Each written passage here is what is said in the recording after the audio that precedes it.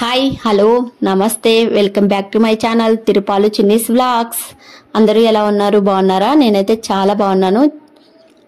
అలాగే first time నా ఛానల్ని చూస్తున్నట్టయితే సబ్స్క్రైబ్ చేయటం మర్చిపోకండి. దీనివల్ల నేను చేసే వీడియోలన్నీ మీకు నోటిఫికేషన్ రూపంలో వస్తాయి. అలాగే నేనైతే ఈరోజు పానీపూరి రెసిపీ అయితే చేసి మీతో షేర్ చేసుకుందామని ఈ వీడియో తీస్తాను. అచ్చం ఇది బండి మీద దొరుకుతుంది కదా, అలాగే ఉంటుంది. చాలా టేస్టీగా ఉంటుంది.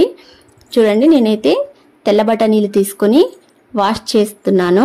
వాష్ చేసుకొని చిటికెడు పసుపు, ఉప్పు తగినంత వేసుకొని నేనైతే పొయ్యి మీద అయితే కుక్కర్ని పెట్టేసుకుంటున్నాను. ఇవైతే మనం పానీపూరి చేసుకునే ఉదయాన్నే నానబెట్టుకోవాలి ఈ బఠానీలు. అప్పుడే బాగా నాని బాగా ఉడికిపోతాయి, గుర్తుపెట్టుకోండి. అలాగే పానీ అయితే మనం తయారు చేసుకుందామా. చింతపండు తీసుకొని దానికి తగినంత వాటర్ని యాడ్ చేసుకొని నానైతే పెట్టుకున్నాను. ఈలోగా మనం కొత్తిమీర, పుదీనా, పచ్చిమిర్చి తీసుకున్నాను. నేను మిక్సీ జార్లో అయితే వేసుకుంటున్నాను. మిక్సీ జార్లో వేసుకొని మెత్తగా గ్రైండ్ చేసుకోవాలి. మనకి తగినన్ని పచ్చిమిర్చి తీసుకోవాలి.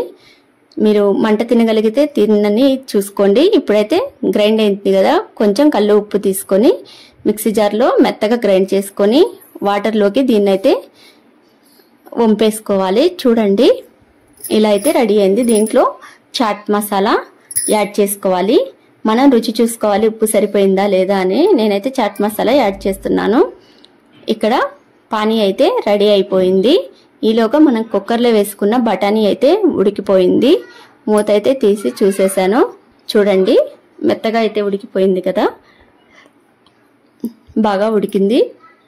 ఇప్పుడైతే కొంచెం కారం వేసుకొని మనం దీన్నైతే మెదుపుకోవాలి. నేను చూపిస్తున్న విధంగా మెదుపుకోవాలి. మెదుపుకొని స్లో ఫ్లేమ్లో 10 మినిట్స్ అలాగే ఉంచుకోవాలి. ఈలోగా చూడండి, ఉడికింది కదా. చాట్ మసాలా అయితే నేను యాడ్ చేస్తున్నాను. చాట్ మసాలా యాడ్ చేసుకొని అలాగే మనం పానీ రెడీ చేసి పెట్టుకున్నాం కదా, అది 2 టీ గ్లాసుల పానీ ఈ బఠానీలో అయితే వేసుకొని క్యారెట్ వేసుకొని బాగా కలుపుకోవాలి. నేను చూపించిన విధంగా కలుపుకోవాలి. కూర అయితే రెడీ అయిపోయింది. చూడండి, పానీ అయితే పోస్తున్నాను. నేను 2 టీ గ్లాసుల పానీ అయితే ఈ చాట్లో అయితే పోస్తున్నాను. ఆఖరిగా మనం కొత్తిమీర తీసుకొని పైన అయితే చల్లుకొని సర్వ్ చేసుకోవటమే. ఈ పానీపూరిలోకి కూర కూడా రెడీ అయిపోయింది. పానీ రెడీ అయింది కదా, కూర కూడా రెడీ అయింది. మేమైతే పూరీలు అయితే బయట నుంచి అయితే తెచ్చుకున్నాము. మాకు టైం దొరకలేదు చేసుకోవడానికి. ఇంకొక వీడియోలో పానీపూరీలు ఎలా తయారు చేయాలో వీడియో చేసి మీతో షేర్ చేసుకుంటాను. చూడండి ఎంత కలర్ఫుల్గా ఉందో. దీన్ని చాట్ లాగా కూడా మనం తినచ్చండి. అలాగే మేము ఉల్లిపాయలు ముందే కట్ చేసి పెట్టుకున్నాము.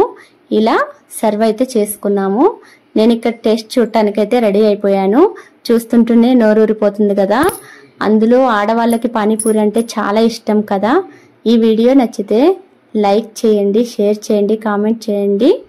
అలాగే సబ్స్క్రైబ్ చేయటం మర్చిపోకండి. చూడండి ఎంత కలర్ఫుల్గా ఉందో. బాయ్.